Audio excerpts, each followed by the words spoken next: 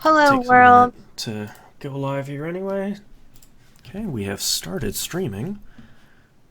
Let's verify. Oh, let me try again. Hello, world. I just got a notice from YouTube that we have gone live. Hopefully we will see that shortly. Okay, we are live on YouTube. And we are live on Twitch. Fantastic. And now we wait for Musum to return.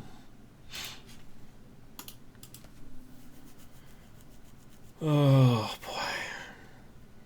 All day I've had the song from Persona 5 from the back alley doctor's office in Yongen. That song stuck in my head. I am a big fan of the rainy night version of the song. Beneath the Mask. Yeah. Oh, Yeah, I love that. I had to look it up because I had to know what those lyrics were. I know it when the song is playing. Yeah. I would have to hear the song because I sing along with it. I found that, like, when I was editing my recordings for the videos, I was like, the amount of times I sing Yeah. along here, it's really, really annoying. Well, I gotta mute myself real quick. I gotta yell at the dog. Be right back. Okay.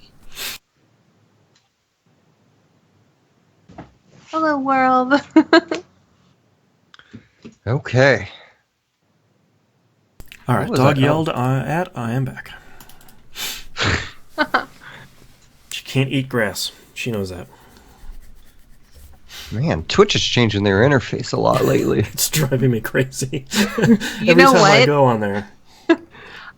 I was just about to say, I just opened up Twitch and I'm like, what is going on in Twitch? I haven't looked at this since Persona 5. Yeah, I really wish that they would send an email.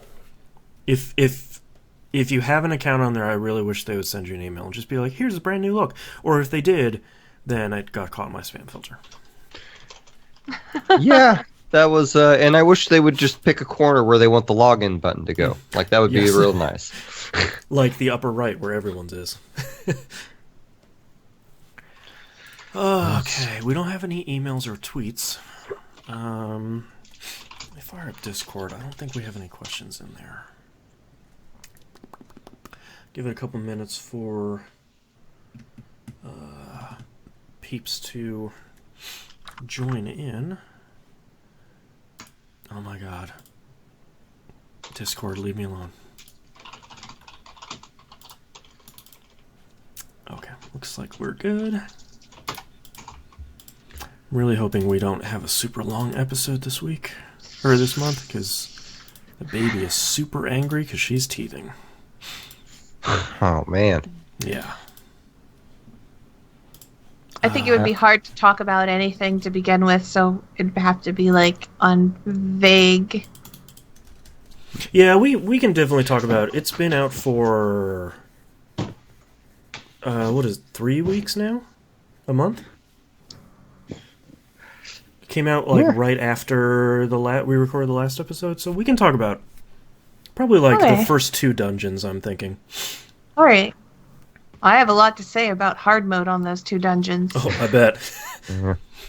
So for pre-show stuff, I didn't get a shipping notification, but I got this in today. Ooh. Whoa! Like, just to Is give that you an the idea Dark of Souls, how... game? Yeah. Dark game.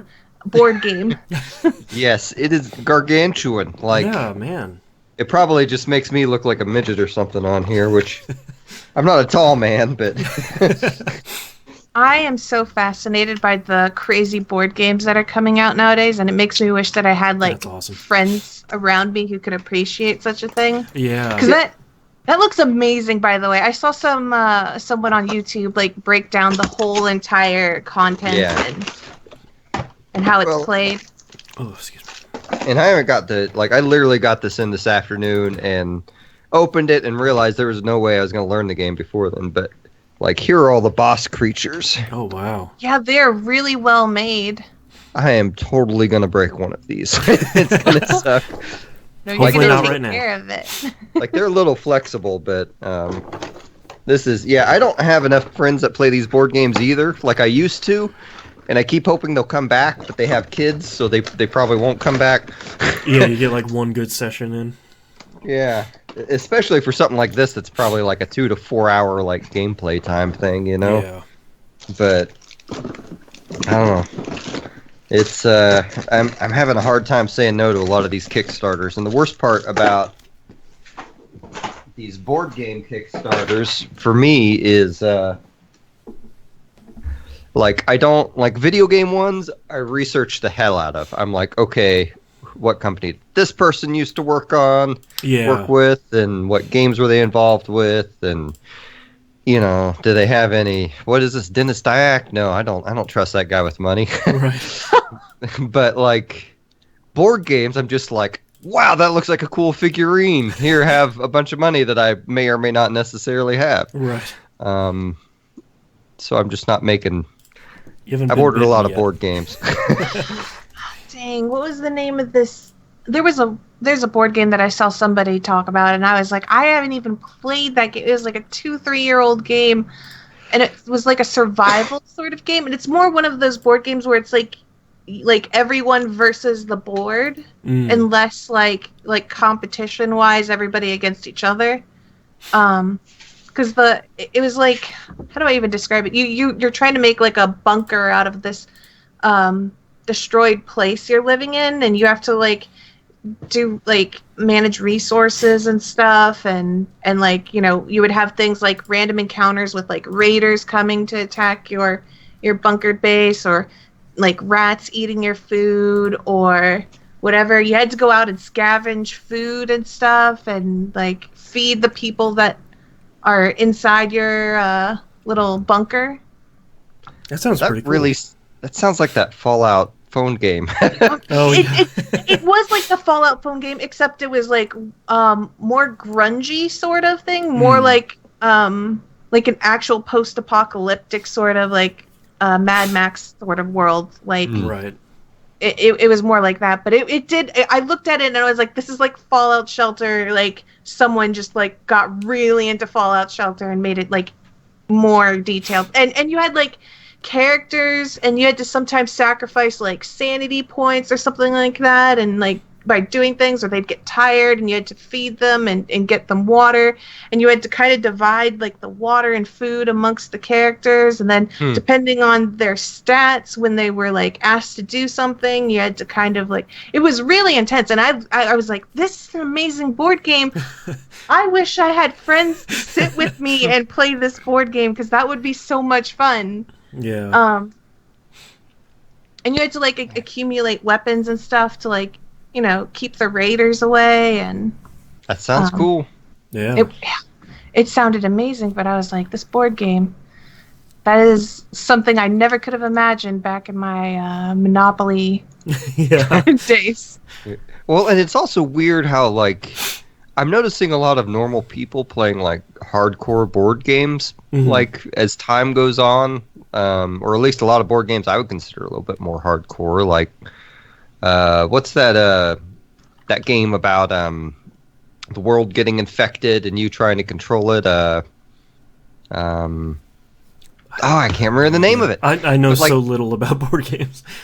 Like what it is like you each get a character, and there's like a disease or something spreading throughout the world, and so each character has different abilities to try and keep the disease from spreading and cure it and such. That's kind of cool. It's a really popular game, and they sell it at Target, and lots of like normal people play it. Yeah, like non-hardcore board game fans. Yeah, people who wouldn't play like a Hero Quest or some crazy D&D thing will play this game, and that game is lots of little hardcore elements in it. I actually have my copy of Hero Quest up there. I don't know which camera am I using for this. It's all the way at the top there, on top of a copy of Battle Masters. My childhood. We played a lot of Hero Quest. And I honestly, like, I dropped that name. I have never played Hero Quest, and it's always depressed me because it always looked awesome. When we were young, it was very much like D&D Junior. You know, like you had some prefabricated rooms and some really small campaigns. They were maybe like half an hour at the longest. So for us when we were 10, like that was a pretty good amount of time. You know, speaking of, okay, so like a lot of these board games, you'll generate the map as you play, right? Mm-hmm. And they'll have tiles that you'll take out to play it. Like one of the games I like to play, House on Haunted Hill, which is kind of this goofy horror-esque thing that kind of randomizes a horror situation. But basically, the tiles are about like this, right? Mm-hmm. So Dark Souls, not to be outdone, has like tiles. It's a like trapper keeper size tile. Yes, there's like 5 or 10 of these things. Like, oh man, that's great. I don't even. And the character sheets are all real cool looking too. Like I haven't popped them out yet, but they'll be kind of this top half of a thing. Right. And they have all these components that kind of pop out that you put these 3D objects into to signify your health and weapons and stuff. That's cool. Anyway. All right, you guys ready to kick this thing off? Sure. Let's do it. All right, starting in 3, 2, 1. Welcome back to another episode of Picking Up the Pixels RPG Love. I'm your host, Boston. Going around the room, we have Musim. Hello. And we have Mina. Hi, everyone. So to celebrate the release of Persona 5 and it basically taking over all of our lives, we're going to structure this episode a little bit differently, mainly because Persona 5 is really long, and you, the listener at home, may not have gotten all the way through it. Not like we're going to spoil it, to be clear. But in case you're like the three of us and you don't want to go into the game knowing really anything, we're going to cover everything else except for Persona 5 here in the first half of the show. And then we're going to take our usual break. And then the back half of the show is just going to be Persona 5. So first half will probably be pretty quick, truth be told. But if you don't want to know anything about Persona 5, you haven't started yet, and you're sort of on a Mina-style media blackout, then, when you hear the break music, then go ahead and tap on out. Like I said, we won't be spoiling anything. We'll be talking about probably the first couple of dungeons, but nothing serious.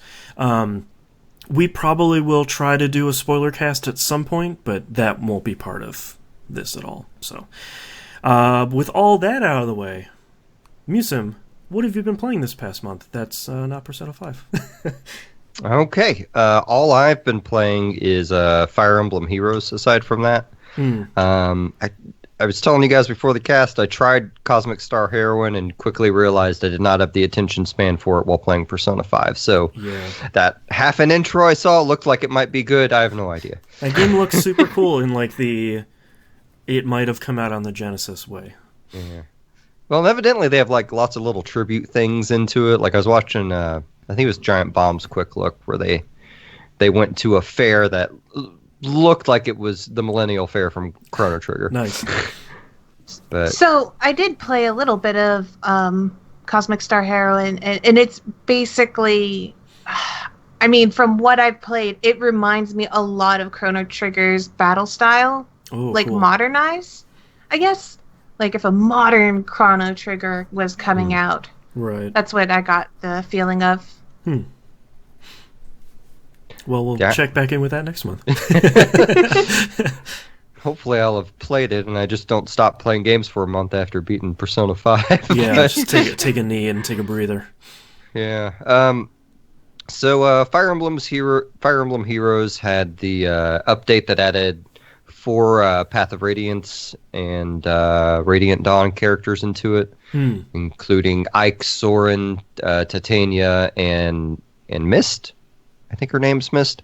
And it's funny because like they adding those characters in and me trying to remember them has slowly brought back those games that I played 15 years ago. And it's like, oh, Titania, that's that chick they gave you at the beginning of the game that's way overpowered that you just can accidentally only give experience to, because that's the old Fire Emblem games where there's no place to grind. But But anyway, I got Ike for free, Ooh. which is awesome. He is the new, like the annoying thing about like Takumi that everyone hates is that he's an archer who has a counter for close attack. Well, Ike is the opposite of that. He has he's a melee guy who can counter far away stuff. Oh, So, nice. but he's proved to be really good, and I got him maxed out. And unfortunately, being hopped up on the I got him kind of thing out of a pack, I No. put money into the game. And quickly remembered why I don't put money into the game, and I got Soren out of it, but that's all I got, and I spent like I bought their biggest package. I'm an idiot when these things happen because my brain is always, oh, buy the $80 one. That'll give you It's a everything. great value. It's- I can No, it's summon, not. 50 guys. I could have bought Nier Automata for that money, and Yeah. I probably could have bought another game or two. Like, Yeah. I probably could have gotten Yakuza 0 in Nier Automata for that $80. Yeah. It was a mistake. But I am happy to have Soren, and I'm also reminded why I don't put money into that game. So, Yeah. anyway, I only got like one other 5-star character, and I don't remember which one it was, but it was someone I feathered up over the last month. I've noticed like they do these events that'll give you lots of feathers, and that's how I've been kind of maintaining like getting about one character a month leveled up. But anywho, I still really like that game. I think I'm starting to wind down on it a little bit. But they have good login bonuses, so I'm at least logging in every day. And that is all I've been playing.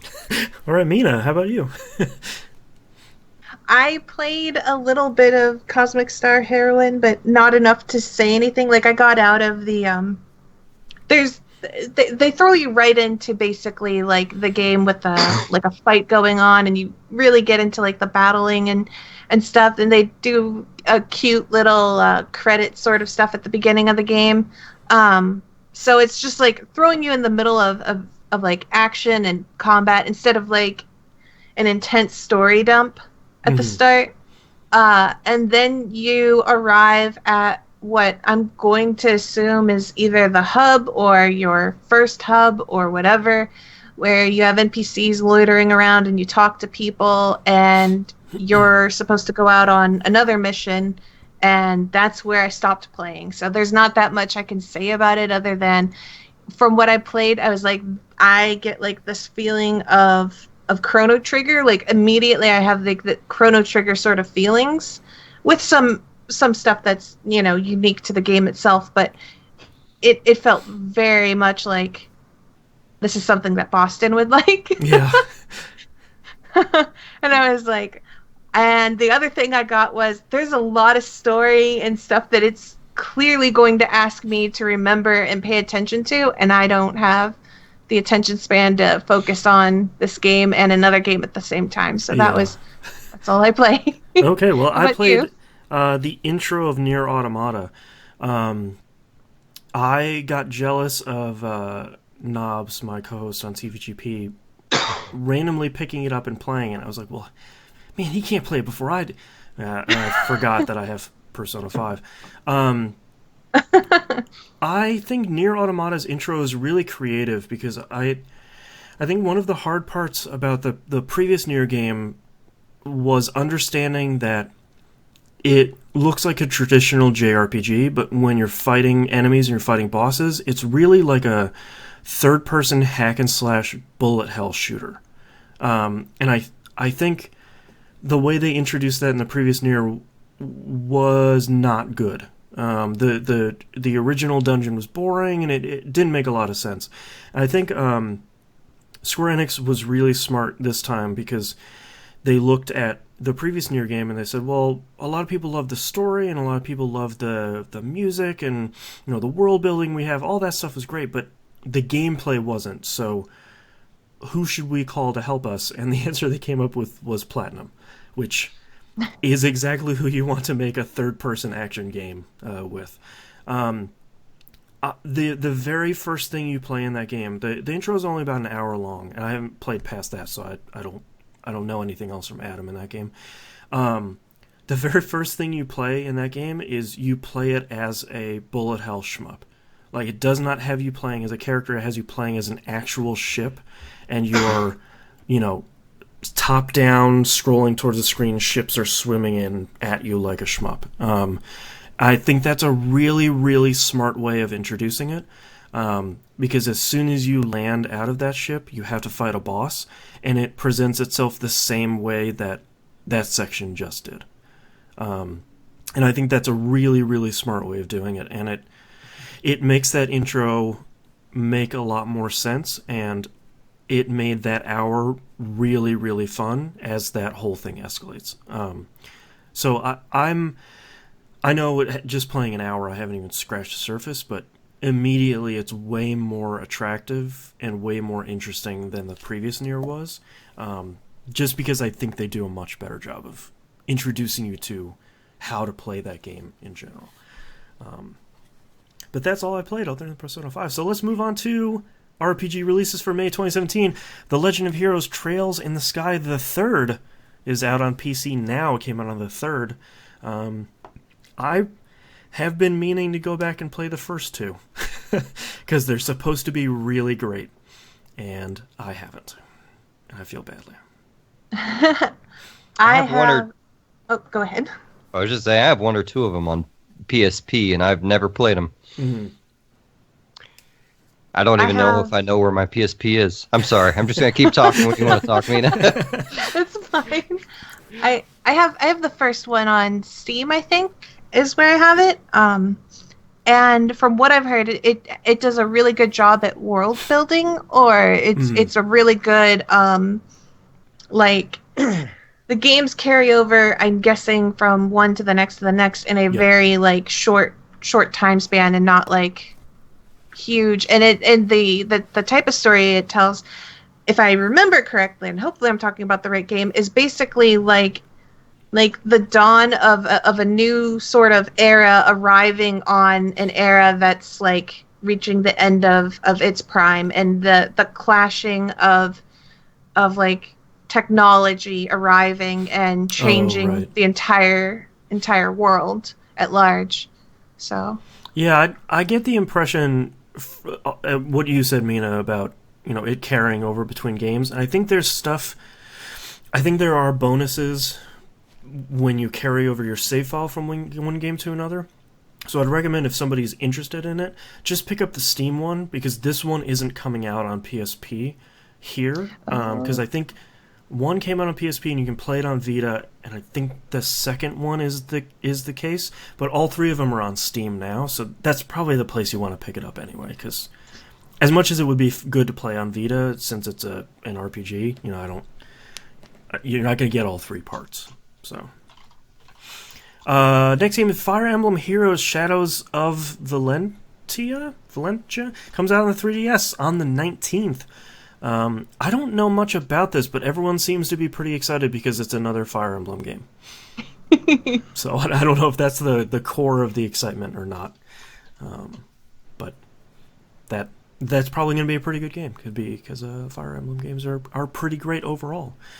Next game is Disgaea 5 Complete, comes out on the Switch on the 23rd. I haven't played a Disgaea game in a while, but I heard 5 was really, really good. And just like we were talking about with the Vita, playing an RPG on a handheld is really good. So you can just pull that Switch out of its dock and kind of motor on your way. And last but not least, Ys Origin comes out on the Vita on the 30th, which I feel like we talked about this, the lineage of Ys at some point, and I think our answer was we don't know. So I'm ashamed of that too, because Ys is one of those games that everybody always clamors about, and I did not jump on that boat. And that feels like me when I picked up Yakuza 0, where it's like, God, everyone's so excited, and I played it. I was like, these games are great. I feel like I'd be like that with Ys, where it's like, I should have been playing Ys it's been out for 30-something years, so, most of my lifetime. But I have a bunch of them, I feel like. Or maybe I just have probably one. do too on the PSP I either have releases. a bunch or one of them. But, yeah, I feel and like I think I always try and do the lineage, because I remember it's the first two Ys games are the ones that are hard to go back to, and I don't know if that's Origins or a different one. yeah, because So. they've remade them at some point. I think those are the PSP ones. Yeah, I don't know. Most of them are supposed to be good, but I think the NIMP is usually my guide on Ys. I could be wrong, and it might be. Oh gosh, I'm just gonna keep getting it wrong. Whoever it is, I feel horrible about it later. whoever your spirit guide is on Ease, we appreciate it. All right, let's talk about our one news story this month. Shockingly, it's about Persona, but actually this time it's the current, well now previous Persona director is now kind of hanging up his hat and moving on to other non-Persona stuff. Katsura Hoshino, who has directed 3, 4, and 5, so sort of the second trilogy of Persona games, is hanging up his hat and saying, I'm moving on to other stuff, so the younger crowd can take hold of the Persona games. He's going to move over to Project ReFantasy, which is the Atlas. I don't know if we talked about it on the show because it was sort of a weird announcement, but Atlas launched another studio called Studio Zero. It's like P Studio that makes Persona, but they're making other non-SMT, non-Persona stuff. Project ReFantasy is going to be their first game. So I'm kind of excited because when that guy took over after the 2 Persona 2 games, we got Persona 3, which was markedly different from the previous Persona games in a very positive way. It gave us social links, and it gave us the timelines for dungeons, and gives us a lot of pretty interesting stuff, and moved it away from the SMT formula. So I'm really excited to see what Persona 6 looks like when it comes out in 2038. Yep. So. Yeah. I'm excited for those studios to make something that's not an SMT or Persona game. Like, as much as I love those franchises, I've often worried that they're just gonna burn themselves out or not be as innovative as they could be if they don't start trying new things. So yeah, especially with how many remakes they've had of the DS SMT games. What were those called? They're Demon like Summoner. Oh, the Devil Summoner. Yeah. Devil Summoner 1 and 2, and then the 3DS remakes. Yeah. I don't know what Mina was just telling me in chat. I'm sorry. But like they're remaking, like they're doing another Etrian Mystery Dungeon. They're doing another. They're doing a remake of Strange Journey. Like they're doing a lot of remakes and a lot of remasters. And I feel like you're right. You have to make sure you diversify. I didn't change it to PUP. It should have changed it. Sorry, Twitch programming problems. I changed it, and apparently it did not change it. Well, there's a new cast of TVGP, everyone. But yeah, I agree with Musum. I think that's the trap that Square Enix is falling into, where you've been around for 30, 35 years, and it's really easy to go and be safe and make a remaster of a game that people might have missed, or I'm going to come out with SMT5, or I'm going to come out with Persona 6, and it will sell. They announced that SMT game for the Switch during the pre-launch Switch show. But I would like to see them. I'd like to see them do like a swords and sorcery kind of high fantasy thing. Like what would they do with magic and dragons? I don't think they've done that. If they have, it's been a really long time. So yeah, and I know it's hard to tell, like in the U.S. with Atlas being more of a localizer and distributor than since you aren't 100% sure which ones are actually they're in studio games all the time. But I don't know. I know those guys reinvented the RPG genre, I think, for me when they came out with Persona 3 and what these games could be. So I'm 100% there. Well, I say that. Depending on what all the previews show, I'm more than likely 100% there on this new game day one. So yeah. All right, that's it for our first segment. So that's apparently Persona 5 really took up a ton of our time. So we're going to take a break and we're going to come back with Persona 5. If you don't want to get spoiled, thank you very much for listening. If you do want to listen to us here talk about Persona 5, we'll be right back. Can't believe I didn't change. So the thing is, since I use Restream, I changed it in Restream, and it's like, yeah, man, everything's good. Everything's changed. Nice. Check something real quick. So I've gotten multiple messages that people really want us to do a PUP spoiler cast for this game. Yeah, I would really, really like to. Once all three of us are done. Yep. And it'll probably be something I post on both the TVGP and PUP feeds, because I don't think Moonpier doesn't have a PS4, so that kind of, or a PS3, so that kind of kicks him out of the running. And I don't think Knobs is ever gonna. If he gets to it, he might play. You know, he got to the second dungeon in Persona 4 and kind of tapped out. I see. And 5 is longer, so I don't think he'll wrap that whole thing up. So yeah, I will say I've really enjoyed hearing him like talk about Nier Automata, even though every second I'm like, oh god, he's gonna spoil something for me.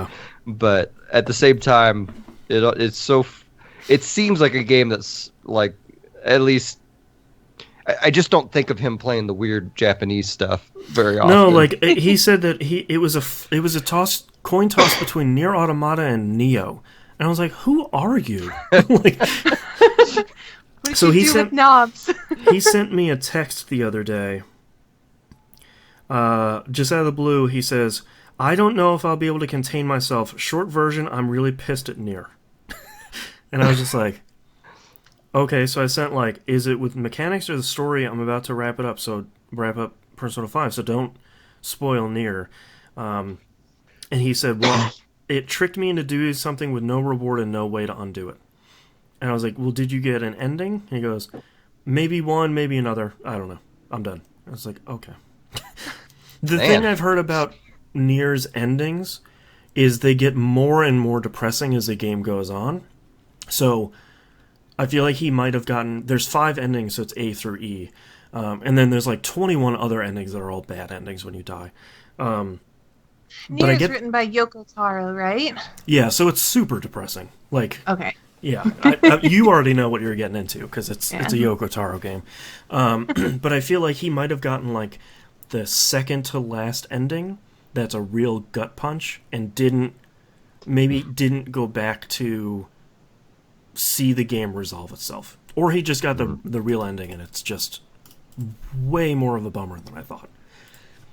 I mean, that's kind of Yoko Taro, though. He kind of does like writing that's just, I mean, it's definitely not every single person's cup of tea, but another thing is like Yoko Taro really wants you to play everything of his game and all the endings of his game to truly appreciate the whole entire experience. And I've found that a lot of people who don't go and do every ending of the game comes out with like this, I hated my ending, this sucked. And it's like, it's a Yoko Taro game. Yeah, did you just get ending A? Yeah, and he really wants you to get ending E. I feel like that's probably the thing that Square and Yoko Taro have heard from this game is next time they need to put it into acts. And don't say like it's ending A. You finish Act 1. You know, like you finished Act 2. Because I feel like even with the game telling you like, thank you for getting the ending, we highly encourage you to go back and play it again. It'll be different. Even beforehand when I told Knobs there's like 5 endings, he's like, well, I don't want to play the whole thing again just to get a different ending. It's like, well, no, it's different every time you play. Like, it's not really New Game Plus. I hope they find a way to address that in a previous one. Nier was such a small game that you knew what you were getting into. You know, anyone getting into it was like, yeah, sure, New Game Plus, all right, I'll play. Oh, it's different.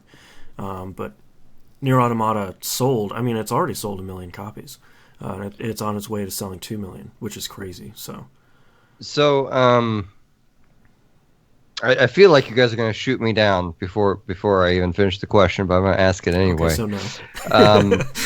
I'm seeing Drakengard only takes like 18 to 20 hours or so to beat. Is that actually a good, decent game to go back to? Oh, God. There's 2 games it's on a Yoko Taro game. It's Yeah. you're going to have an experience where I know for a fact that like a lot of people tend to like Drakengard more the first time they play it than is it the third one? The third one came out on PS3. It's the one with frame rate issues. A lot of people like the first one more than the third one, and the Yeah. third one has like it's like you will hate the first ending. Mhm. You have to play that. You have to do all the endings to actually enjoy the experience. Like it gets better with every single playthrough, but the combat's kind of It's and Yoko... they're old. You know, they're Yeah. getting long in the tooth. The only thing I would mention, Musum, and the thing that I'm hearing from people, so Drakengard, Nier, and Nier Automata connect. Right. In ways that I don't know. What I'm hearing, though, did you play the previous Nier game? No. Perfect. Don't play any of that other stuff. Play Nier Automata. If you like it, I would recommend then checking out Drakengard 1, 2, and 3 and Nier.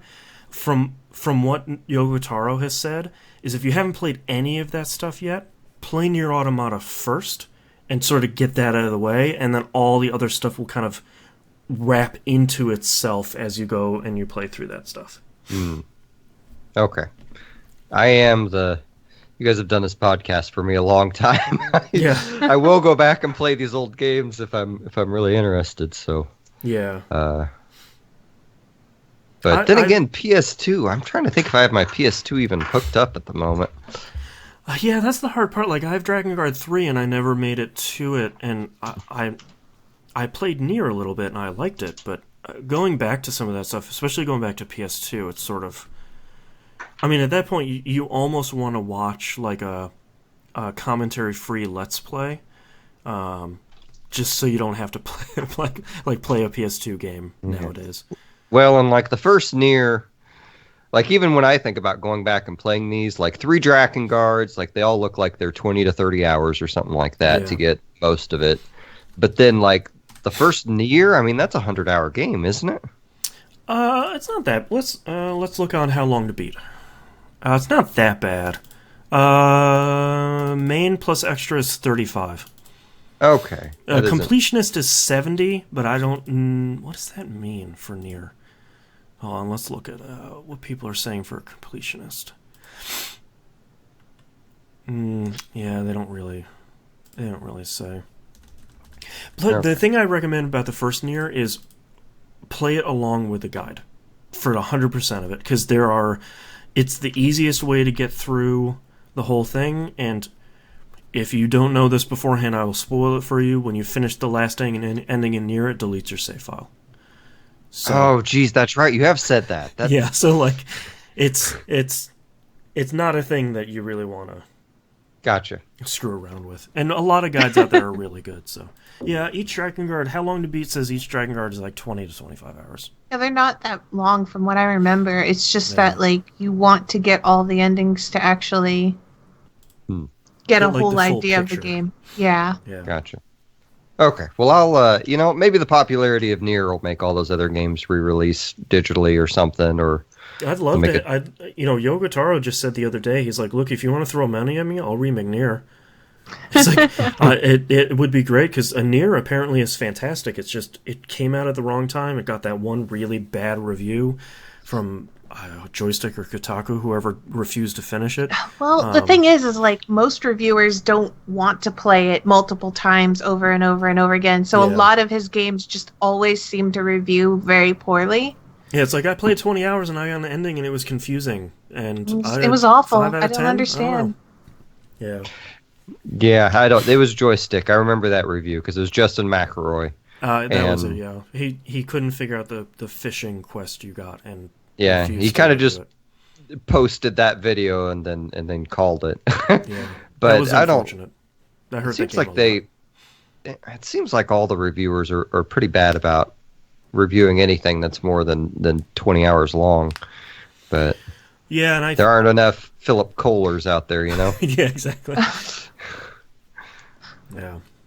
It just seems like the whole way that reviewing is set up for them is also not very good, where you're just like, you get a game and it's like, you need to beat this one, and then they get another game in their lap and like, you need to beat this one, and so like they allot X amount of time to it to like get every game that they can, and it's just not an ideal setup.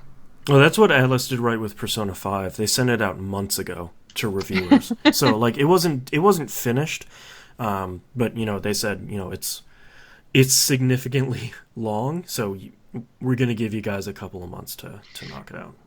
And that's another thing, is just like, imagine if like you were told to review Persona 5 but you only have like 4 or 5 or a week to beat it all in. You might not get to enjoy it over a long period of time. So yeah, reviewing's a weird job. Yeah, it's not an enviable position a lot of times. Yeah. All right, you guys ready to talk some P5? Sure. Oh, geez. Hold on. Let me close this window. I see the sun is killing me. Killing your face. Yeah, so I'm just not half bathed in light. Yeah. I mean, I don't know. Maybe that's appropriate for Persona. Exactly. All right, let's get started in 3, 2, 1. Okay, we're back. Let's talk about Persona 5. I sort of don't know where to start. So I guess let's start about where we are. I finished it in 128 hours, and I got the true ending. That's probably about 20 hours longer than most people are going to do it. I moved really slowly. I kind of milked that as much as I could. I spent a lot of time in Mementos hearing that horribly repetitive music. And I'm now on New Game Plus, and I'm about to start the 3rd dungeon. Musim, where are you at? I am mid-December in the game. I've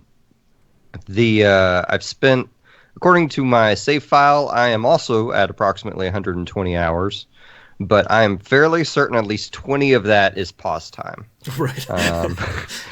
But I've spent a lot of time also in the Velvet Room and that song that they play in the bar. Like, I will fall asleep to that song. I love that song. Yeah. Like at night, like the bar song at night. Like, that's great. Yeah. Mina, where are you at? I am on the 5th dungeon, and on my YouTube channel, I believe I just entered Mementos on for the first time. Okay. I believe that's what was last uploaded. So is that in between the 1st and 2nd dungeons, I think? Yeah. Yes. Okay. So I'll reiterate again, we're definitely not going to spoil anything. And now that I've seen the true ending, and now Musim is on the path, I will be really sure not to spoil anything.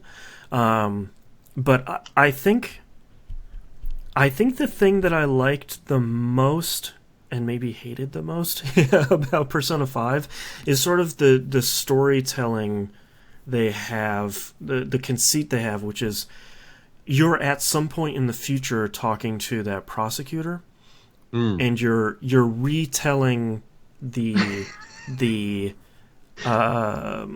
beginning of the Phantom Thieves. I thought that was a pretty interesting storytelling conceit. I really liked that, but at the same time, it's also ridiculous. She's like, you know, minor spoilers for the first hour or two of the game. She's like, we don't have a lot of time. Tell me what happened. And you're like, 40 hours later. At least, you know? Yeah. Oh my gosh. I can't express to you, Musu, how many times I laughed in my playthrough when I meet... Because you have to flash back to her every time you unlock a social link or confidant, right? Yeah. I can't Somebody even... must have helped you at school. What's their name? It's like, hey man, I'm just trying to thou art I art thou. Like, give me a break here. It caused me to like break into laughter when I meet somebody who's just like, you know, random person on the street who's like doing this little thing. They're like, they helped you do blah blah blah, and I was like, where'd you get those guns? Hey man, like, this is like if I was committing a crime and I happened to stop at like the ice cream shop and that person's like, hey, here, you can have a second, ice cream on me. And it's like, I unlocked the social link and they're like, that person was an accomplice to you. They gave you extra ice cream. And I was like, you must have had access to extra freezers to store your whatever's in. It broke me so bad. That's the thing that I'm still sort of having a hard time with, because I loved the idea. I loved the name social links in Persona 3 and 4, and I get why they changed it to confidants in 5. It's in the Japanese version it was like cooperatives. Like it was a much stranger name. I still want to call them social links because I still want to say like I maxed out that social link. Yeah. Well, and I always feel like I'm saying a word right, like I'm saying the word confident wrong when I say confidant. Right. Like, very fancy. Yeah, it's fancier confident. Yeah. I appreciate the whole like how they gave everything this ultra thief makeover though, like when you exit the battle screen, it's him running away from things and they got that good kind of 70s like spy music mixed with like Japanese pop going on, like I definitely appreciate all that, but I feel like that's a good note. I feel like Shoji Meguro's soundtrack is on point as it always is. Somehow he continues to keep getting better, which is scary. I don't stop making music because it might get too good. But I feel he evolved a lot for this game. Like this is way different than his other styles he's done, I think. There's so much of it. Like there's so much music, it's insane. And the woman they have, Lynn, that sings all those songs, especially like Beneath the Mask, the sort of nighttime chill music. I really like a lot of her stuff. But I think the thing I was most worried about with Persona 5 is if you look at Persona 1 and 2 are fairly normal games, and like we talked about in the last segment, that's sort of the first era, the first trilogy of Persona games. When you look at Persona 3, the style, the interface, the menus, all that stuff was very different from everything else that was coming out at the time. Yeah. And when you looked at Persona 4, they took that and they dialed it up a little bit, sort of across the board. And when Persona 5 got announced, I think all of us were thinking like, oh man, how are they gonna improve on the style of Persona 4? How are you gonna take the next step with that? And I think they did a really good job with Persona 5 at nearly every turn. It's just cool. Like in that you look at it and you're like, well, man, that's pretty cool. So the first time I hit triangle to see the menu thing, and then you see like the side of your main character, he turns around and slaps like the front. Yeah. I did like 4 or 5 times in a row. Like, I did the same thing. Well, like one of my favorites too is the back alley doctor, when you're going through her menus and she's like switching from one side and sort of lounging on the screen. Like that stuff is so cool looking. Yeah. There's a lot of really cool attention to detail. I don't understand why everyone is not ripping off how Atlas does menus in their games. Yeah. Like it makes it so much more pleasurable in like every single way. Like you aren't even necessarily thinking about how many clicks it takes you to get to somewhere because everything looks so cool. But at the same time, even in this, like in the like the battle UI, like they took the menus out of it for the most part. Like unless you're browsing to a new persona or an item, like all your commands are just one button press. Yeah, I really like how that looks. Yeah. Oh my gosh. Well, and it makes once you get, once you've played an RPG for long enough, you sort of have everything in your brain, where all the menus are, where all your personas are, where all your skills are. I feel like that makes it so much faster. If you're just fighting a normal thing and you're not using Rush, you can just kind of click, it's like, all right, I'm going to pick Morgana, I'm going to pick my heal spell, I'm going to pick this person, just bam, bam, bam. You can get through it much faster instead of having to navigate these menus. And I think even there are so many great quality of life improvements in this game. especially ones that they carried over from SMT4. That I think, even just hitting square to heal your whole party in the dungeon is just like I want that in all of my RPGs. Like I'm gonna use those spells anyway, so just effectively heal my party. Don't make me go through a menu. Baton Pass is pretty great. Oh yeah. Pass is so good. Like that's they needed that in the other games. Like that'll be when I go back to Persona 3 or 4 whenever I do, which I will because I love those games, but like I mean just being able I love characters getting that extra turn whenever you do something right in battle. Like it has a really nice feedback loop for the most part, and like because all your confidants like give you bonuses and things, like all your party ones give you battle perks, Yeah. And I mean all of those just add to the battle feedback loop to where, oh crap, they cast an instant death spell and it hit, but Futaba put up a shield to protect everyone. Right. So it didn't kill my guy. Or everyone has the endure thing, which, they did the endure thing in Persona 4 as well. But Yeah. Hopefully I'm not spoiling things you don't. I guess that Futaba thing was a slight spoiler, but. Well, I feel like it's the...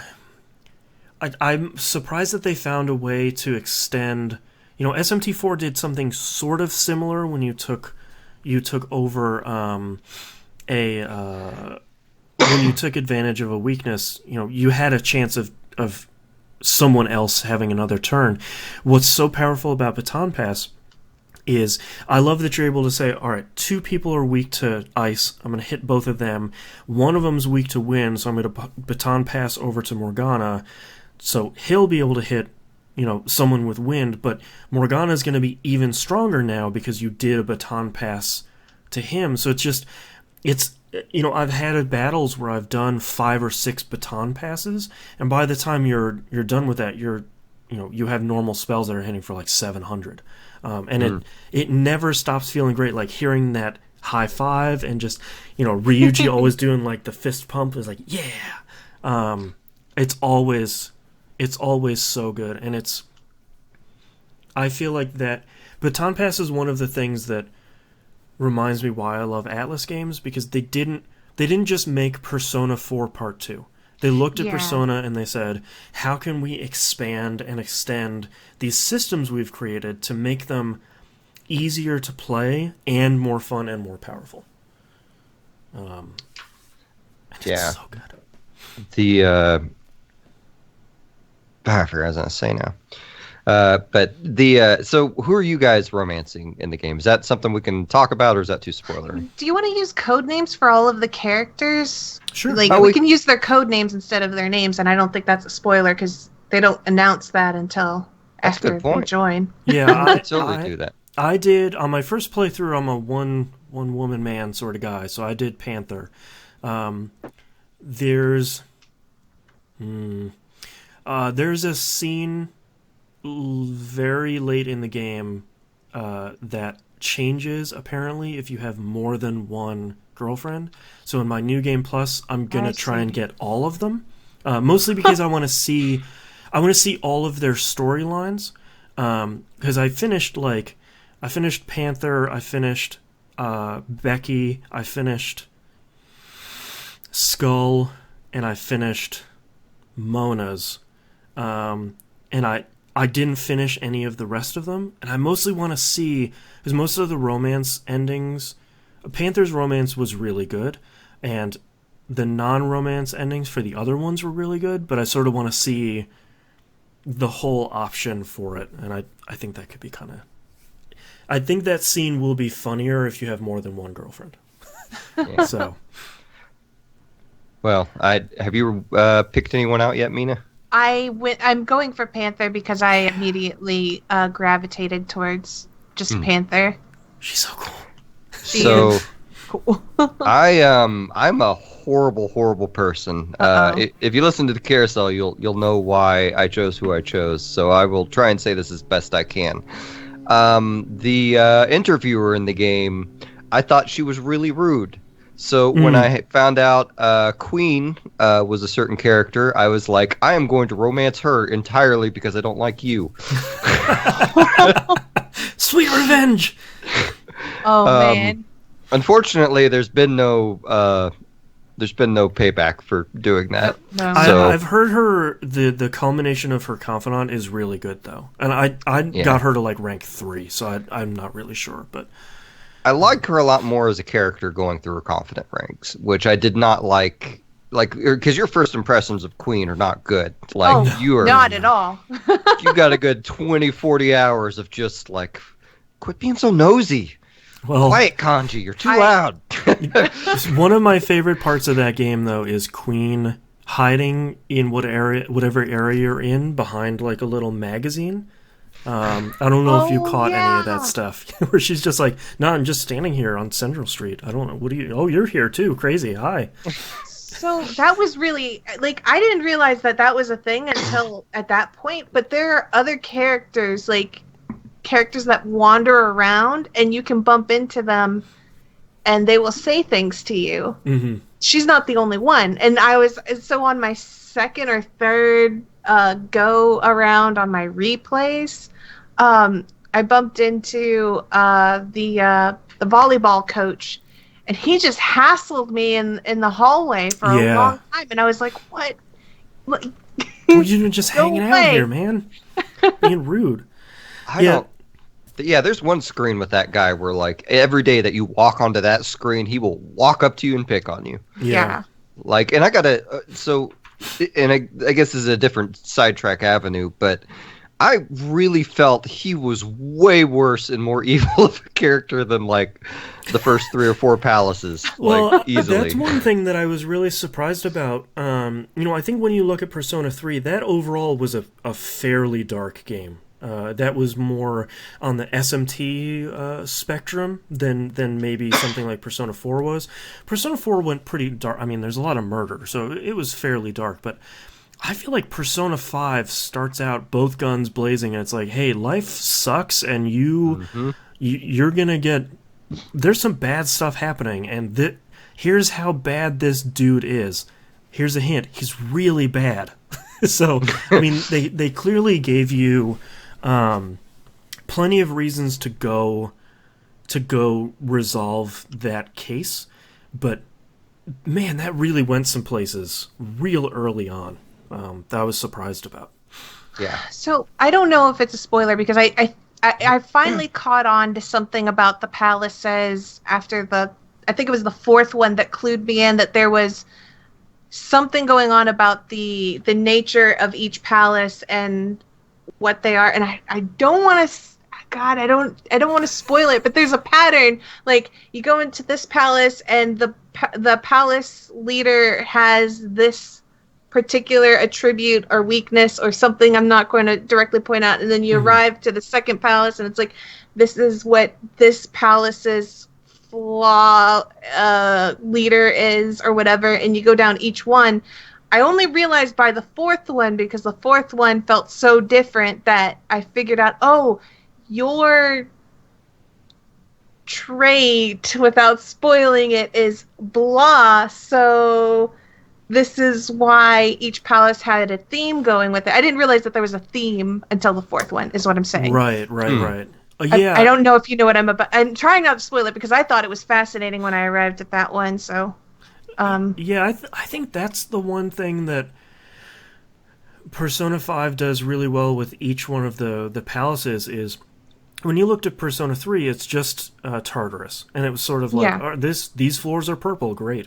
It's very much what Mementos is in this game. Yeah. And Persona 4 was really interesting, but there wasn't... The goal in those was very much, I don't want this person to die. I need to go save this person from the TV land. But Persona 5 is so different in how and why you're attacking a palace. I think that's so interesting because it's not always about saving someone. Like it very much can be about we need something to stop and we need to go in the palace to resolve that issue. Yeah. I think that's a nice change. What else? Oh, so I talked recently on TVGP, and I wanted to wait until we were talking about this on the show. I finally figured out, like 60 hours into the game, what was nagging me that I was displeased about with Persona 5. And I finally figured out the one. It's a pretty minor issue because it's replaced with other stuff. The thing I miss in Persona 5 over 3 and 4 that I felt like was a foundational piece of the Persona experience was being involved in school and school life. With Persona 3 and 4, you have like sports teams and culture clubs and all that stuff. And in Persona 5, they ripped all of that out. They replaced it with other stuff, but it took me a while to realize, like, oh man, I'm kind of bummed that I don't get to like go to swimming practice anymore. Yeah. And then I realized really late in the game, I didn't realize you could go to the library to go check out books. Oh, you didn't know? I had no idea. There's so much stuff in Persona 5. There is. That, nobody in the school wants you there. So it sort of makes sense that you don't care about going to, a track practice. Nobody wants you there. You're the kid with a rap sheet. So why would they want you as part of the volleyball team? Yeah. So it sort of made me feel better, but I miss it. Yeah, I spent the first in-game month actually going like, so when do the social clubs and the sports clubs open up? Like, what's going on here? I'm confused. Like, right. So I'm with you there. I got over that like a little bit ago. I guess when I found out it wasn't in it, it was just kind of like, well, that sucks. That's not there. But there's, as you said, there's so much freaking crap to do in this game. Like, yeah, I'm still finding little things that would like completely, change the experience. Like if I had done it sooner or something. Well, I mean, even up until the very late game, they're still giving you locations to go to. Where it's like, hey, someone wants to take you out here. Here's another place you can take the train to. And it's like, I'm at like 80 hours. Like, how much stuff is in here? So I feel like they very much, by taking that stuff away, they stopped centering on you being a student and very much focused on expanding the sort of your area that you can wander around. There's a good number of sort of hub sort of town areas that you can wander around, and I think instead of there just being one town you can go to, there's X number. And I think that's the trade-off we got. Was school isn't very interesting. You go there to answer some questions, but you can take the train to a lot of places. So I really like the subway system. Like the very beginning of the game, very minor spoiler for the first hour of the game. Like they make you navigate the subway lines. It was a nightmare to get to I had school. a panic attack. Yeah, I don't know where I'm going. I'm gonna be late. It's like I can't read Japanese. What are you guys doing to me? Yeah.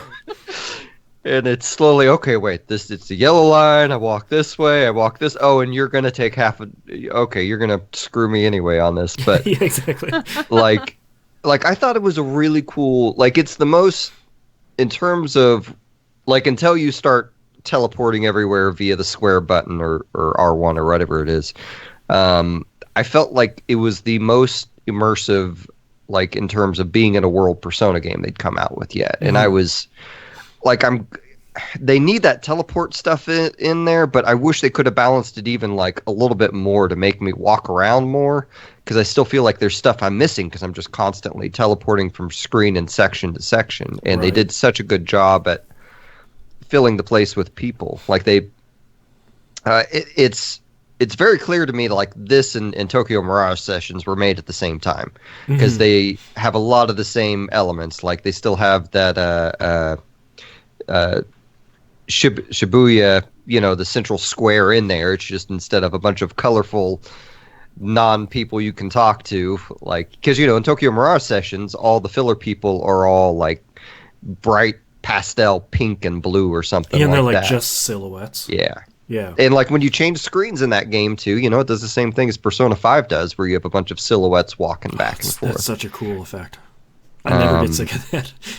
Yeah, and I really like the immersion in this, and I could tell they went for, I don't know. I was thinking about this the other night. I'm like, are they trying to make this more realistic? And I started thinking about like Persona 4, because in my mind I don't think of Persona 4 as inhabiting a real world, but I started thinking about Persona 4 more. I'm like, well, no, it's very clearly this town with, I mean, it's a sleepy little town.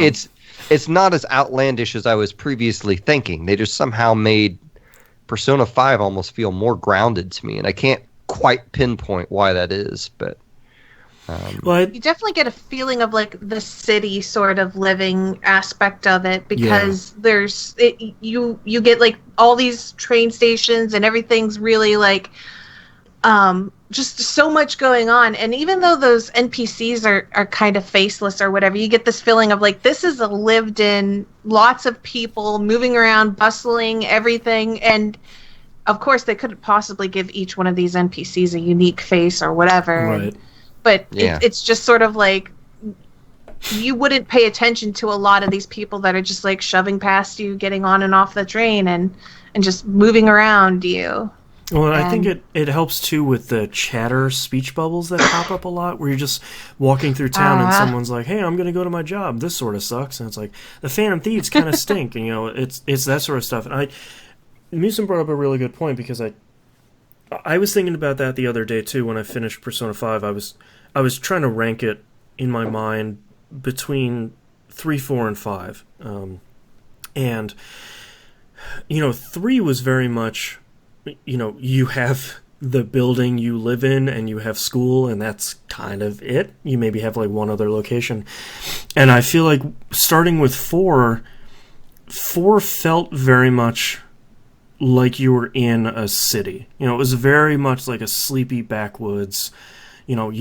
You didn't want to be there because it's boring. There's not a lot of stuff to do. It's just, Yukiko's Inn is the hot spot in town. Yay. And I feel like they expanded that in 5 to include the area you're in, and they did a great job of, like you guys were saying, making it feel busy and bustling, sort of the opposite to where Inaba was, where Inaba you sort of knew everybody that lived in town because there was like 10 of them, but that felt right. But now you're in this area that is, there's hundreds and hundreds of people, and I think it feels very lived in. You feel sort of at arm's length with the city, and I think that feels really appropriate, and I think that feels really cool. What else can we talk about? I do want to talk about the whole Velvet Room stuff. Namely, in that, granted, they've always improved the fusing and compendium interfaces, but I feel like this is the best version yet. Mm-hmm. Like, because I've so just been every few levels, I'll just like open up the compendium to my registered ones. I see the blank spaces on the levels I can reach, and then I fuse those and get it out of the way. I'm up to like 71% complete right now. Nice. I'm at 65. Well, and it's really expensive. Like I was posting on Twitter last night. It was my fault. It was so stupid. Like I went through a series of boss fights where it didn't let me save it all. And you would think the first thing I would do after getting through the series of boss fights and after complaining on Twitter about not being able to save would be to save. I'm going to go to a safe room and save. And I didn't do that. I went to the Velvet Room and I'm like I just unlocked this ability that let me like pay money and fuse a persona that's higher level than me, right? That's such a good ability. So like I had like 200,000 yen and I'm like, I'm going to get this guy because I have this confidant I'm trying to max out anyway. So let me summon these two things from my compendium. And one of them was a regular persona, which was like 30,000. And the other was a one of those rare monster guys. Right. Which I like. Demons? Yeah, they kind of just move you. Regents or whatever. Yeah. They basically just move you up or down the directly. Ladder of whatever tarot arcana you're in. Right. which I really like. So anyway, so there's 50 to 60,000 yen I just spent summoning those guys, and then I pumped another 40 to 50, like leveling the thing up, or I'm sorry, doing the fusion that required of the higher level persona, right? Right. So, and then a freaking fusion accident occurs. And it gives me a persona I already have that's like 5 to 10 levels lower than me. It gave me like a Ganesh or something like that. God. And I'm like level 60 or something at the time. And oh, God, it was infuriating. But there's no way I'm going to go do, like, it was literally like 4 to 6 boss fights that it made me do it once. It is really unnerving, especially with like, because by the end of the last boss fight, you're out of SP and items probably. Yeah. Unless you've just been grinding levels or something, which I have not been. But anyway, I got over it. I'm just really broken game right now. Yeah, I did that on one persona that I wanted to summon. I wanted to fuse one last really high level persona before I started New Game Plus, so I could sort of take this really good one with me, summon that one from the compendium as soon as I got to the Velvet Room in my New Game Plus. And it was like 10, 15 levels higher than I was. And Igor was like, okay, well, you can summon this for 250,000. I was just like, oh, God. Okay, I guess. But one of the things I actually really liked that I didn't know was in there was the network fusion. I don't know, Mina, if you've gotten to that point yet. I don't think I've gotten to that one yet. This isn't a spoiler, but it's really interesting because you can take one persona and basically you throw it at the internet and you get a random persona back of any level and any type. So it's like that Pokemon network thing where you throw the Pokeball into the universe, and the universe sends you back one from someone else's compendium. But what's really crazy is you can summon you can take like a level 3 slime and throw that in the internet and get a level 75 White Rider back. And you can do that for every in-game day. It's like the Pokemon. It's the Pokemon equivalent, though. Yeah, it's crazy. It's the best way to clean. Like, you always wind out with that one low-level persona that you can't get rid of. You there's nothing good to fuse it with. And toss Pixie out on the internet.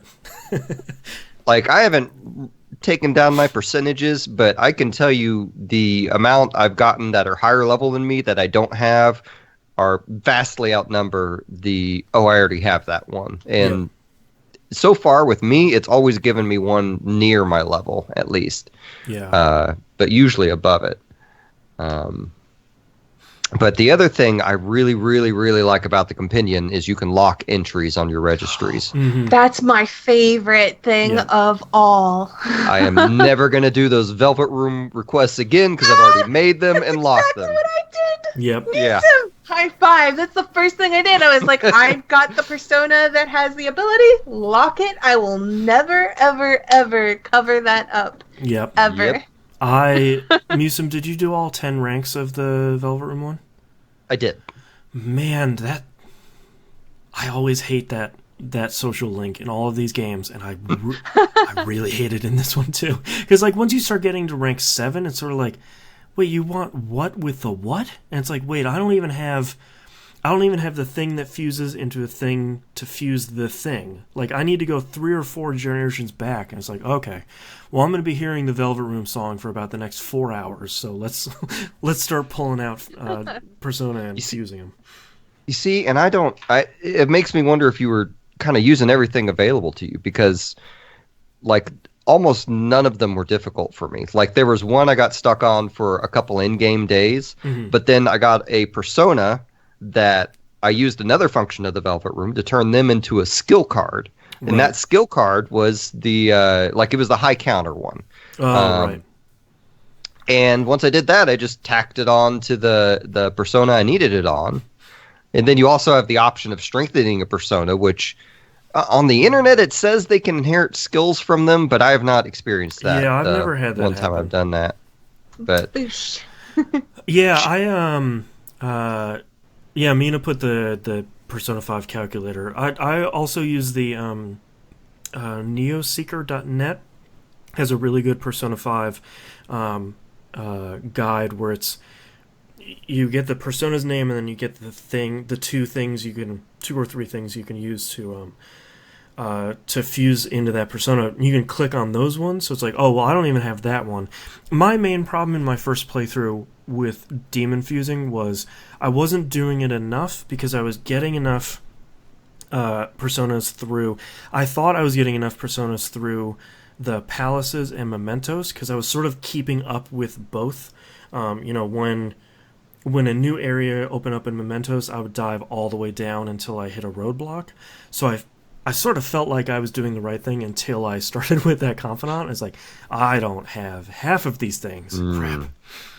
So, well, yeah, and you see, I'd been just like every in-game week or so, I would go into the Velvet Room, open up the registry, and say, okay, I don't have these personas that are near my level. Yeah. And then I would go to that GitHub persona calculator, right. And it will, like, I've hit a couple of them on that calculator that did not do the result it said it was, but for the most part, I've done most of my compendium with it. Yeah. And it's so hard, like, when you haven't played a Persona game in a while and you go back in to get yourself back in I have to sacrifice these personas constantly and They're willingly. Not precious. I can't get attached. And it's it's very difficult sometimes, but they just gave so many fusing tools that I rarely got stuck. I wish I would hit something that would give me a discount on all the prices again, because everything still seems really expensive. Yeah. But have you guys noticed you can change your personas into weapons that you can equip too? Yep. Weapons and armor and accessories and I think for as much as Persona 5 took a lot of stuff from SMT4, especially with the fusion and the inheritance and one of my favorite things about fusion, I don't remember if it was in SMT4, you fuse by result, where it's like, look, I want this list of things I can fuse into, and I will just pick whatever ones I want to sacrifice. The thing I really like that they tossed out from SMT4 is they brought back all of the original demon designs. SMT4 sort of infamously had a lot of them that were changed, and most of them were sort of made worse. And it's nice to play Persona 5 and see all of your favorite and maybe less favorite demons are all back in the same style that they used to be, and I really appreciated that. I'm glad they heard us after SMT4, where it's like, these don't look right. Like they look bad. You've had these demons since SMT1 back on the Famicom. Like, it's okay to keep them around. It's Pixie needs to always look like Pixie. That's like the first one you get, and it's like fighting a slime in Dragon Quest. It sort of has to be there for it to be a Persona game. I mean, they've between Persona and Shin Megami Tensei, I mean, they've ingrained all these, these demons / Persona visages already. So I don't like. I've noticed a few the SMT games have kind of experimented with what they all look like, because Devil Survivor had a few ones that changed. Yeah, that's true. Loki has changed in a lot of games. Yeah. Like, he's more often been the blue-looking guy with the yellow hair that you see in Nocturne and some of the... I think that's how he looks in the Persona games. But, like... I know he's in 5. I don't remember what he looks like. 5, he looks completely different. Okay. But I say that. Okay, never mind. I'm going to end that before I spoil something. Okay. But, I'm actually going to look him up now because I don't remember. Yeah, I don't know what the kind that I don't know what the kind that you can summon looks like. I'll put it that way. Oh. Okay. So the I forgot his name. Oh yeah, that's what Loki looks like. Yeah. Okay. Yeah. But like Thor looks like he looked in the other games, and all the other ones did too.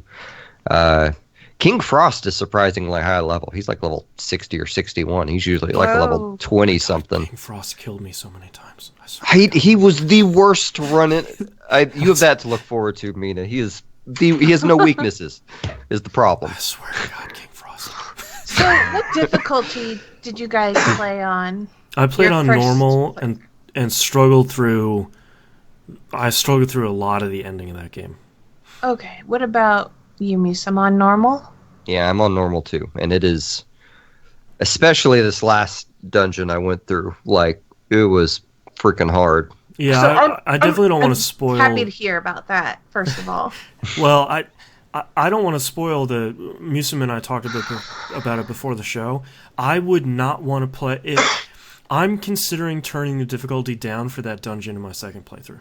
It is grueling. It took me genuinely 10 hours to get through on normal. It is rough. And I probably wouldn't finish the game if I had to play it on a harder difficulty. It's incredible. Yeah, I'm sorry to tell you. are you on normal, Mina, or did you do your usual hard? so I started at hard.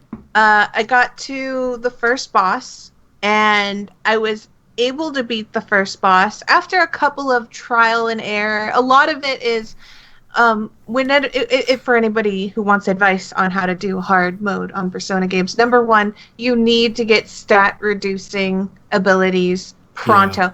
Always attack down. You cannot possibly let them have the advantage of their attack going up. Yep. And that boss buffs himself, so you gotta like be doubly sure he's getting debuffed. But he also has a mechanic that makes you have to defend. But at the same time, in order for you to win, you really have to be able to deal enough damage in the interim to progress forward the fight. Mhm. So if you can't do all of these things while also AoE healing and single target healing crap out of your party, Yeah. you're not going to have a good time. And it took me a while to figure this out. The second boss was, I won't spoil my playthrough, but that broke my mind. And the enemies are hard enough on hard. Yeah. Like, each one is like a boss fight. But like you get to the bosses themselves, and I'm just on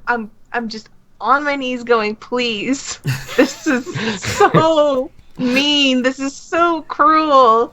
Why would you do this? But that boss. Okay, so you know how the boss goes. I'm not spoiling it The second because one? I don't.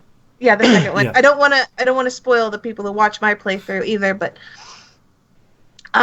you push it to the next phase of the fight. Mhm. I don't want to spoil.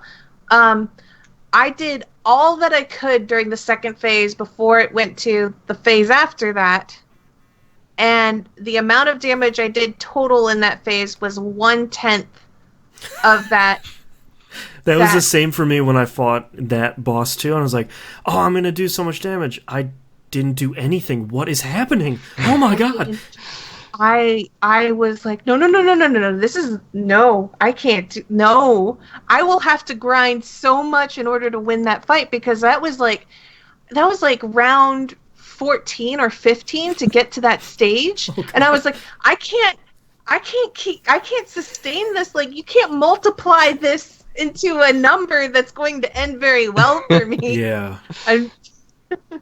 Let me back out of this. So at least you're not playing on the downloadable difficulty, right? Merciless. I did download it. I did not attempt it. I will say this. I feel that hard is really, really hard. It's aptly named hard. It is not incorrectly named in the slightest. And when I played the game on normal, I was like, okay, all right. And when I had to play it the third and fourth and fifth time because of reasons, I lowered that difficulty down to easy and safe. And the thing is hard mode reduces the amount of XP you get and just increases everything against you by some number. Yeah. And it's not a happy number. So. Yeah, I'm actually pretty happy with the difficulty on normal of the normal enemies because I feel like that's something that they carried over from some of the SMT stuff where, Persona 3 and 4, some of the normal enemies were fine, but I feel like, especially at the beginning of 5, if you're not taking advantage of baton passes when you get them, and you're not taking advantage of weaknesses, those enemies are going to gang up on you, and they're going to beat you down. And the game is not going to feel badly about it, and it's going to kick you back to the previous save room. And I kind of like that because, especially if this is the first time you're playing a Persona game, like, you got to learn that. Like, every battle, you need to take advantage of the weaknesses. And you better not use all your bullets because they're not coming back. Oh yeah, that was a lesson I learned quick with enemies and things. Just do one bullet, enough to see if they're weak to it. Yeah, and move on. Yeah. And on top of that, I've also, like, one of your party characters gets a skill called, I think it's Triple Down, and it's a gun damage skill that doesn't use your bullets. So that is perfect. Oh, yeah. So something that I learned very late in my playthrough is, like, what I do in my normal, what I did with 3 and 4 was I focused a lot on stats rather than hanging out with social links in 3 and 4, because I was always like, well, I really need to work on these things because I know I'm going to come across that problem where I need to hang out or with someone and I can't rank because I don't. Kindness. That is a incorrect way of thinking and approaching into Persona 5, because you get stats from hanging out with people, and confidant skills are so good in this game, and some of them are super good, like Becky. Becky's rank 10 is ridiculous. Hang out with Becky. Yeah, dude, it's expensive, but get Becky to rank 10 as fast as you can. Yes, and I'm trying to think of, like, Becky did, like, I was like, oh my gosh, Becky is the best to hang out with, because I initially didn't want to hang out with Becky. Yeah, I was like, oh, I got other people to hang out with. I don't need to hang out with Becky. Seems a little bit weird. Regrets. You should hang out with Becky first. As soon as you can hang out with Becky, you just every single time. And the thing is like, so many of the confidant, like, granted, Becky's level 10 is by far the best one, but all of them are really good. Like Mishima's, like, he's hard to tolerate, but his later ones are all kind of like experience gain based and things like that. And all of those bonuses carry over to New Game Plus if you hit rank 10 with him, by the way. Yeah. Oh. And one of my favorite ones actually too is that I didn't use until way too late was actually Boss. He's hard to level up. He just really doesn't want to be. Yeah, I found in my second playthrough I'm finding the trick, which is make coffee yourself, and that ranks him up way faster, because otherwise he's just like, I don't care, man, whatever. Well, that coffee's pretty good. I mean, it gives you like 30 SP. The curry is even better, which I wish I would have gotten way earlier, because it would have made going into dungeons much, much easier. And hanging out with Becky is very good, because you can ask Becky to do things for you without wasting your time doing it. Especially doing laundry, which was one of the things I hated wasting time on. I did. Wow. Yeah. Becky. Becky is MVP. MVP of the game. Yeah. I'm lost. Doing laundry? Yeah, Becky can do laundry. Yeah, have you done... You've never done laundry? I don't know what you guys are talking about. Oh, yeah, when you go into Mementos, you get unusable armor. Like the grimy gear? Yeah, like grimy gear, spyware-laden stuff. If you go to In Yongen, in the back alley, it's right next to the bathhouse. There's a bunch of... the laundromat. Yeah, the laundromat. If you wash those clothes, they turn into usable gear. You wash 4 pieces at once. Do you do the third eye thing? Like, you hold it down and then you can see what things you can interact with? Yeah, but I stopped doing that around town like 80 hours ago.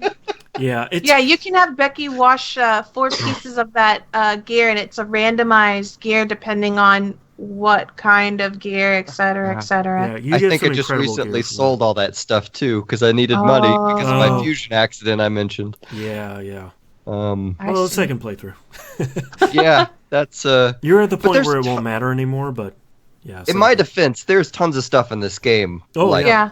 Everywhere really like this. I figured out at the end of the game that you can go to the gym and work out, which increases your HP and SP, which I didn't know about until hour 80. So, Well, I knew you could work out in your room. I didn't realize that the gym was still an option too. yeah, the powder, a protein lounge. Yeah, Is it yeah. I called? remember Yeah. where it I is because think I've been there with one of the confidants a couple times. Yeah, every time you well, work out, still, it increases your HP and SP, your max HP and SP by like 3 to 5. a lot of the places have to unlock either by you reading a book or having to previously hang out there with someone before you can actually go there on your own. Yeah, yeah. Man. I feel like we're sort of bumping up on some spoiler territory here. So, is there anything else you guys want to talk about before we kind of take a knee and save a lot of the rest of this stuff for a spoiler cast, an inevitable spoiler cast? Well, we talked about romance, and I guess we haven't talked about the dungeons much. Yeah, We probably don't want to go into any detail, but it's, in my opinion, they're kind of a good version of what Tokyo Mirage Sessions was trying for. Whereas, because Tokyo Mirage Sessions went for the dungeon as a puzzle schematic too, right. but theirs felt way more of a grind and way more of an uphill battle, whereas this feels very like I feel like they worked out the kinks of that into a pleasurable experience with the safe rooms and teleporting between them and all Yeah. that. Oh my gosh, I think that was a smart idea, making sure to do those safe rooms. I think what I really like about it is that the dungeons, for better or worse, made a lot of sense, and giving like the Persona 3 Tartarus equivalent Mementos worked Yep. really well in keeping a lot of that sort of story while also giving you a place to work on your characters outside of the active dungeon at the time. Right. And it introduced two of the elements, because I really did like Tartarus as a dungeon crawling place, but it kind of felt samey a lot of the times. Yeah. And at the same time, when I was in Persona 4, I didn't like the sort of like, oh, I'm finished with this place, but I'm still going back here and kind of like wandering around this I've seen this map 100 million times, but I have to grind here to get XYZ. So I thought that was kind of nice how they kind of merged the two in a harmonious way. Yeah. Yeah, because Persona 4 struggled with that a lot because Tartarus was truly randomized, which was good, and Mementos is truly randomized.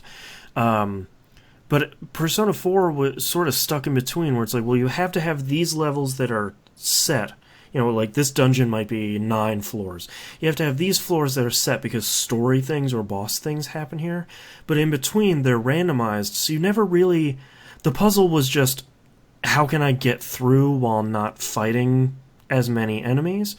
But the great thing about Persona 5, like you guys were saying, is you can make these big puzzles out of the entire dungeon, and that makes it so much more satisfying. Having to even backtrack a little bit sometimes is because, oh, I went over here and I did this thing that opened up another area over here, so now I need to sort of sweep my way back, and I feel like the dungeons are way better for it. You lose that randomization, but I think they resolved that by making the puzzles more interesting, and each dungeon is just one shot, where it's you go in, you do it, and you kind of tap out.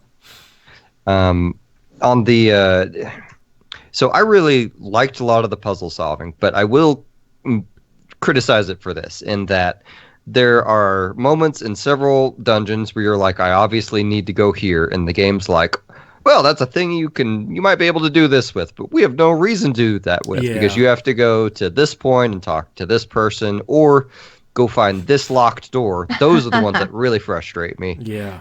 It's like, just let me skip that part and go through And it. Skull's like, didn't we see a lever back there? It's like, yes, dude, I tried to use it. Oh my god. Yeah.